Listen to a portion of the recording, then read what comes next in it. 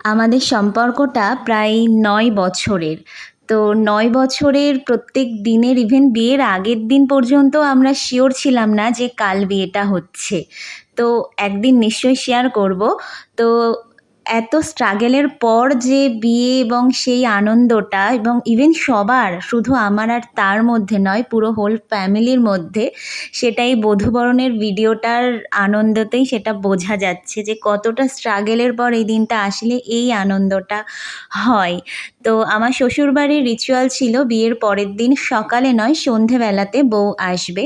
তো সেই মতন সন্ধেবেলাতে আমার বাড়ির থেকে আমরা বেরোই শ্বশুরবাড়িতে আসার জন্য।